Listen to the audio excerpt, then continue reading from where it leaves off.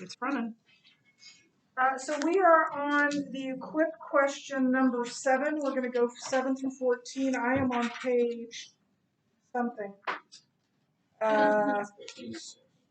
Page 53 of your little atheist book.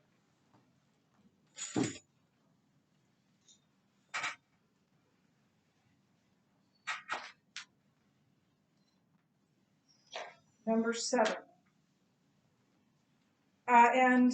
This works better if you are willing to give me some answers. It's also a lot more helpful for the people at home, not just hear me talk. So I will give context to whatever you say, but please volunteer answers. So, and these are all in your own words. So I'm not wanting you to just write down what the book says, right? I want you to explain it in your own words. So in your own words, explain why the moral law is undeniable. Why is the moral law undeniable?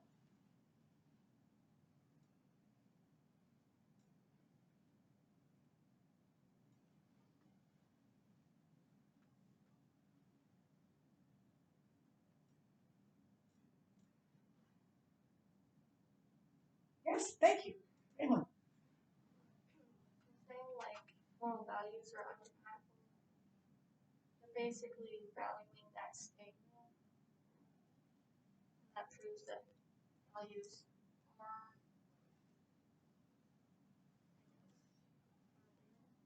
Okay. Okay. I'm gonna state it a little bit differently than that, but that's good. So even those who claim there are no absolutes, right? They value their right to claim that, right? So it shows that uh, that uh, that moral absolutes do exist, and they claim that right absolutely, right? They completely. And then when the second part to that is when they're sorry about that. When their values and rights are denied, they protest. Why should they? If there are no moral absolutes, then you can just do what you want, and someone can just do what they want to you. They want to be able to do what they want to do. They don't want other people to be allowed to do things.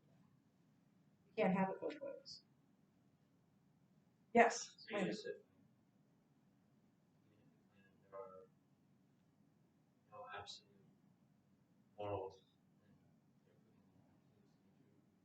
They are, because they value that right, that uh, um, privilege. They claim that absolutely, which makes it an absolute as far as they're concerned. It's kind of like, Landon, you remember we talked about people saying there is no such thing as absolute truth? Well, that's stated as an absolute truth. So therefore, they're absolute truth.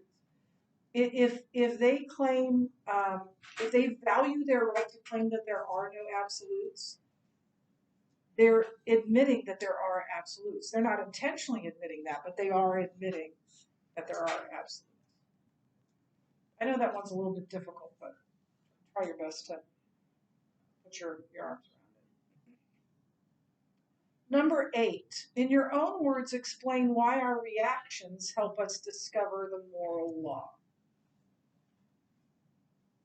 Yes, Z. Would you make excuses for being morally right, or would you make excuses for being morally wrong? Right. So, and we're going to get to that specifically in a little bit, that we only make excuses when we've done something wrong, right? We don't say, I'm so sorry, I mowed your lawn for you without being asked and without taking payment. You don't excuse that. But that's a kind of a separate question. So why do our reactions help us discover the moral law? Yeah, Hannah? That's why our reactions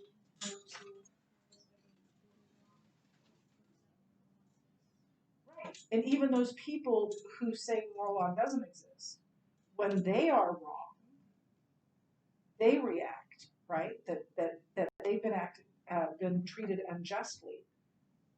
And just that reaction of saying I've been treated unjustly implies that there is a just way, there's a right way to treat someone, right? So when we're being treated unjustly, we protest, as we should. There's nothing wrong with that, right? So if I had a student that was, sick with COVID for 2 weeks, and as sick as I was, I had almost a week where I could literally do nothing. And that student came back, and I expected them to have kept up with everything and kept up.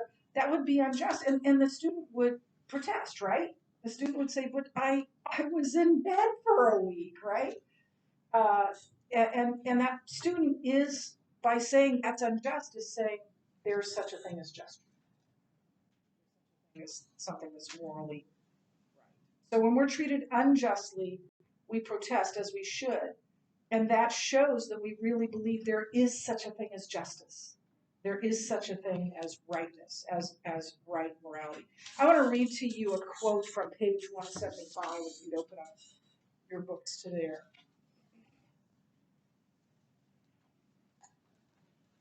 I believe this semester's almost over. I know you're happy about it, but just, yeah. It was 2 weeks. Oh. Okay, so the last paragraph, just before 3, without moral law, there would be no human rights. So on 175, that last paragraph in section 2. So the moral law is not always apparent from our actions, as evidenced by the terrible things human beings do to one another, but it is brightly revealed in our reactions, what we do when we personally are treated unfairly. In other words, the moral law is not always the standard by which we treat others, but it is nearly always the standard by which we expect others to treat us. It does not describe how we actually behave, but rather it prescribes how we ought to behave. This isn't a moral issue, but it illustrates the point, and it's kind of funny. I have 3 sisters. Now, the youngest one, not so much, because she was a good deal younger than the rest of us. But the 3 of us, when we were teenagers and college age, we would steal each other's clothes all the time. Wouldn't ask, just go in and take the clothes. So you're understanding this, aren't you? Yeah. And so Carrie would steal something out of my closet, and I would get really angry with her about that. Like, just at least ask. And then I would steal something out of Carrie, do the exact same thing to her, right? And she'd get really angry at me. What right do you have to be angry, right? If you're saying it's okay for me to take it without asking. It doesn't work that way. Either it's okay or it's not okay, but it's either okay or not okay for everyone. And we see that in our reactions. Taking someone's clothes without asking is wrong. Whether you're the taker or the giver, the unknown giver, it's wrong. Let's see. Number 9. In your own words, explain why there would be no human rights without the moral law. Why would there be no human rights without the moral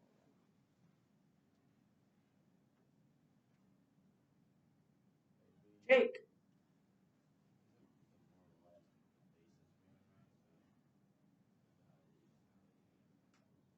Okay, so it is the basis, and we need them to have a functioning society, but there's something more fundamental than that to this, or more germane to this particular question.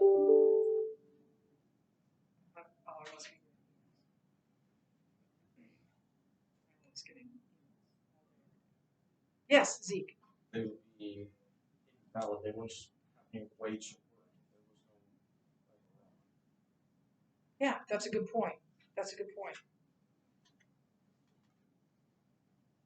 So here's what I wrote down. A person or country has to believe that such rights exist before they can be enacted or be made law. You're not, if you don't believe the right to privacy or the right to own property, if you don't believe that right exists, why would you write a law that says people can own private property, or people have a right to not have their privacy rights infringed? If we didn't have privacy rights, then anyone could get on your internet stuff and do whatever they want because you have no privacy, right? Or anyone could film you at any time because you have no rights to privacy. We have those laws because we believe that's important. We believe that that's a right of human beings. And if there's a right, there's a wrong. You can't have one without the other. Also, moral law implies there is something bigger than our opinions. You can have an opinion about something. An opinion is like, I prefer pizza to hamburgers, right? There's no moral judgment there. But it's not an opinion that people deserve life, liberty, and the pursuit of happiness. That's beyond opinion. We know that some things are absolutely wrong. So because we know that some things are absolutely wrong, take murder, for example. I don't think there's anyone in here that would say murder's okay. Is killing okay sometimes? Killing and murder are not the same thing. The Bible does not say thou shalt not kill. It says thou shalt not murder. If an armed person breaks into Josh's house, I pity that fool. Because Josh is going to shoot him dead. And he has every right to do that. That's not murder. But if someone gets angry that you walked across their lawn and you're just walking across their lawn and they come out and they shoot you, that's murder. Or heaven forbid what happened at Sonic. That's murder. Those were innocent people that didn't deserve to die. There is killing that is justified, but murder is not. And I think everyone would say that, except for maybe some deranged person or somebody who's just trying to be stupid and like, well, it's okay, you know. Everybody knows that murder is wrong. And so we know that some things are absolutely wrong. So there must be something that, so the moral law must exist. If there is something wrong, the moral law must exist. Yes? What about suicide by cop? Yeah, no, suicide, it's the problem with suicide by cop. You can't ever really know that that was it. But in order for it to be suicide by cop, here's the thing. If you pull a gun on a cop, you are going to get shot. You're just going to get shot. Even if you try, they can't wait. They can't afford to wait until you're actually shooting. If you reach in to pull something out, especially the situation recently in South Omaha where the police officer had put his hand in the man's pocket. They both had their hand on the gun. He felt the gun. He knew it was a gun. And when he broke away because of that, because he thought he was going to shoot him through his pants, right? And that guy reached back into his pocket to get that gun, they shot him. That's what they're going to do. So that's not murder. That's called law and order. That's a kind of a different category. Because that's what police are bound to do, is to keep law and order. And somebody running around with a gun, especially a convicted felon, which he wasn't allowed to even own a gun, have a gun on him, is a menace to society. And you can't know. I mean, the suicide, I don't know if you understand this term suicide by cop, but there are certain people who no longer want to live, and so they will intentionally provoke a police person to shoot them, to do the job for them. I don't think that was the case. By the way. We just had a very troubled man who made some very poor decisions in that one. Number 10, in your own words, explain how we wouldn't know justice or injustice without the moral law. Yes? Only detect justice because of ITGC justice. Yeah, we can only detect injustice or evil because there is such a thing as good. Because there is an eternal standard of what is good. Next one. In your own words, explain how there would be no way to measure moral differences without the moral law. Hannah. There has to be an unchanging standard to which behavior can be compared. Remember the squiggly line I wrote for you. We know that that is not straight because we know what straight is. We know that that is crooked because we know what straight is. And so there has to be something unchanging standard to compare it to.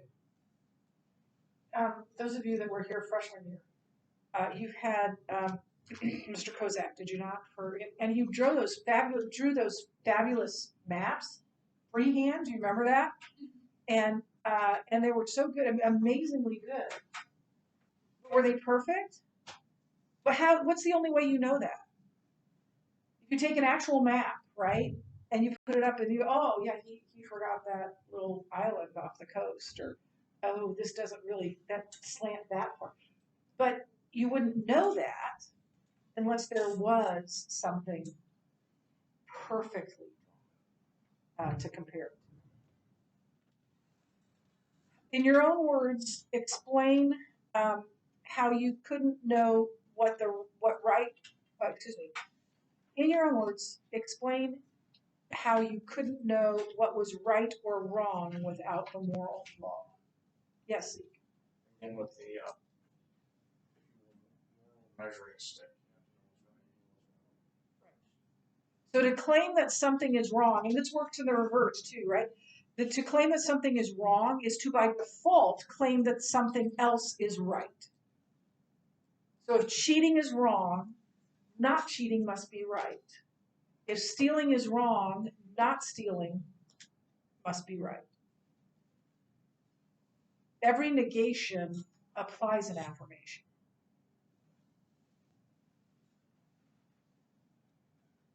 In your own words, explain how there are no real moral grounds for political or social dissent without the moral law.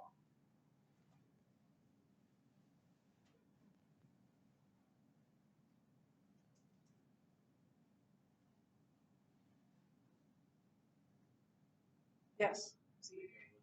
Moral measuring. Yeah. Anything more than that?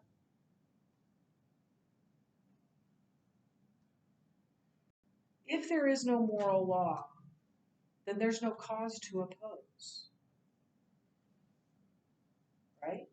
There's no wrong that needs to be righted. And there's no need to outlaw anything or protest anything.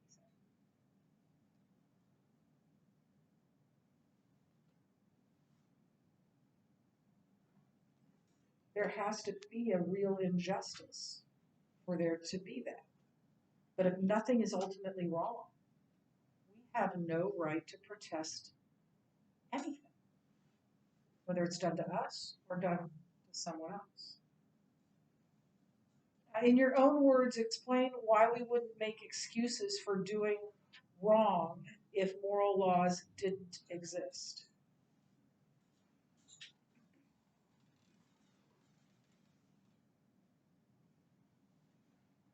To make an excuse is to admit that you're wrong, right?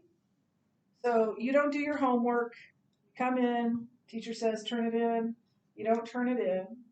So you say, well, I didn't feel good last night, and so I just didn't. And you may have an actual excuse, maybe your house burned to the ground or something like that, and then the teacher's going to excuse that. But you know that you had a homework assignment, you know that you didn't do it. You're going to make an excuse for that. You only do that when you've done something wrong. You never make an excuse for doing something right. You don't give them the homework and say, I'm so sorry, I did my homework last night. That wouldn't make sense. So to make an excuse is to admit you're wrong. You have no need to excuse good behavior. Any questions on any of that? I keep the tape rolling. Now we're going to talk about what you're doing for your final, which is not a test. It's a project. And I'll read through this. Please pay attention as I read through it. If you recall when you turned in your letter assignments, I said that some of you had really not paid attention to the requirements and you lost most of your points because you hadn't paid attention to those requirements. So pay attention. You'll either want to highlight some things or underline some things.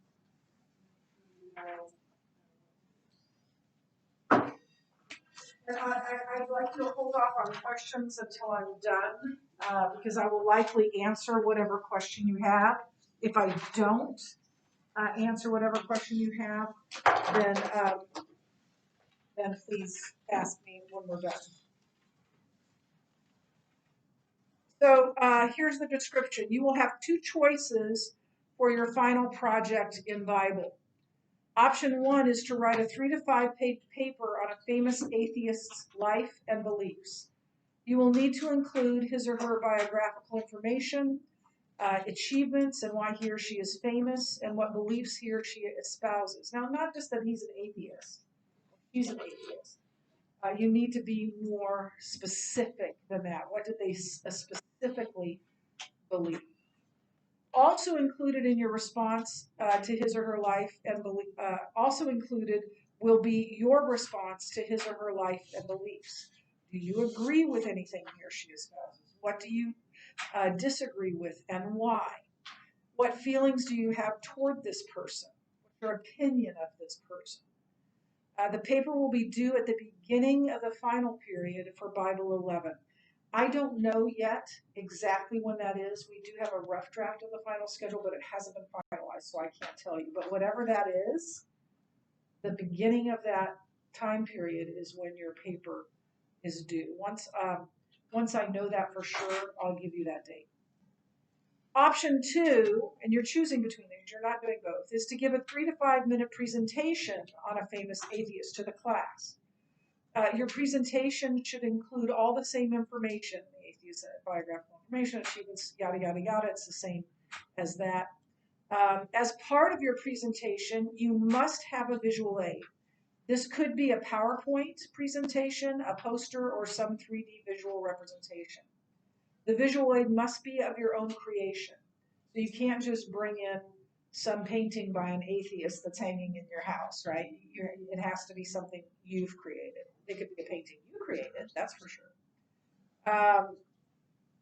The visual aid must be of your own creation. The presentation will be given during the final period for Bible 11 on that day. So that's what we'll be doing during our final period, is listening to those people who are giving oral presentations. Can you wait till I'm done, please?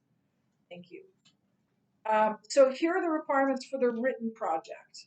It must be 3 to 5 pages in length. It must be typed. It must be typed. I don't want any more handwritten papers, only typed papers, and double spaced. It must be double spaced.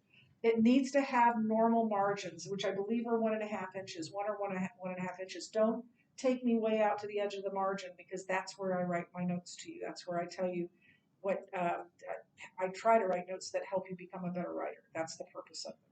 It's not just to be critical, it's to help you become a better writer. And it must be in 12 point. My eyes are getting old. That works out well for you, because 11 point is smaller and takes longer to get 3 pages out of that. 12 point Calibri, Arial, and New Times Roman font. It must include introductory and concluding paragraphs, and it must include all the topics listed above in complete fashion. If I told you you needed more information on your letter, you need to give it more information on this. You need to pay attention to that, and then give me more information about the person. You're going to give me a bunch of 3, 4, 5 sentence paragraphs. It's not going to be complete enough. Let's see. Include a complete bibliography that has at least 2 academic sources. I'll explain what that is when you start researching for it. The bibliography is at the end, and it needs to be in MLA format. Whatever you use in English, which is MLA format, you can use for me. Now, if you want to give an oral presentation, if you want to give a speech about it, it must be 3 to 5 minutes in length. It must include a PowerPoint presentation or another visual representation for your topic. Include all the topics listed above, so you're still doing all of those things, answering all of those questions. It must be well prepared and organized, and it must be presented in an engaging manner. include a complete written bibliography. So the only thing you're going to turn into me for that is a written bibliography. You're going to give the speech to the class and hand me a written bibliography. I don't need to see your written speech. I'll grade it as you give it. I enjoy hearing those speeches, and I also enjoy it because I get your final exam grade done right there on the spot. And so I'm happy to have you do that. And again, you must have at least 2 academic sources. I will explain that to you when we get there. Other important stuff. The project will be worth 100 points. You will have class time to research, write, and prepare the project. So you're going to have a lot of class time because for whatever reason, I don't completely understand that even with me being gone for 2 weeks, you are ahead of schedule. The Bible 11 is ahead of schedule this year. I think it has something to do with you can read and answer questions with a sub because I don't lecture in this class very much.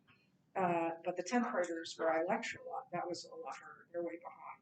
So you're going to have quite a bit of class. You will have computer access during class. What I mean by that is if you have a laptop, please bring it with you. If you're allowed to, please bring it with you to class to work on this.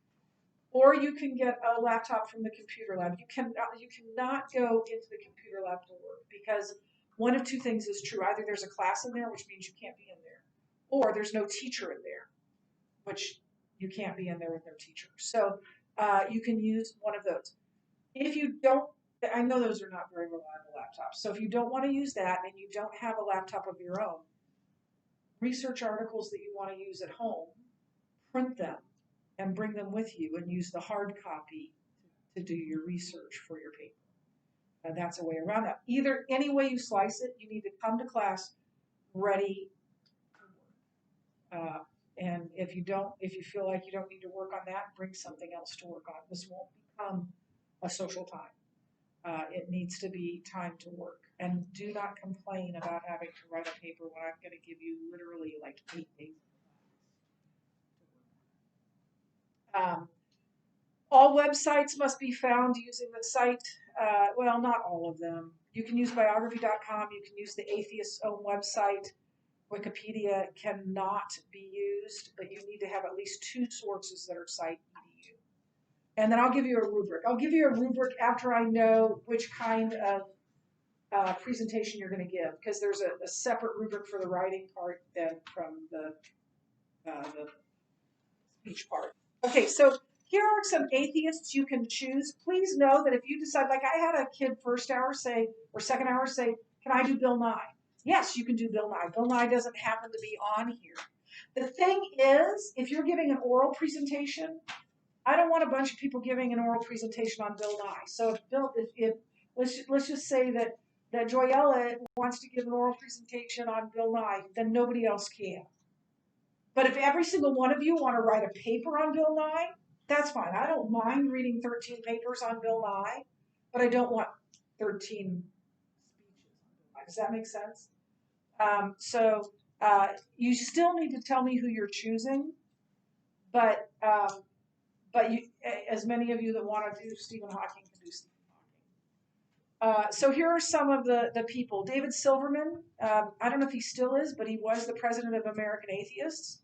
Madalyn Murray O'Hair at one point was the most famous atheist on the planet.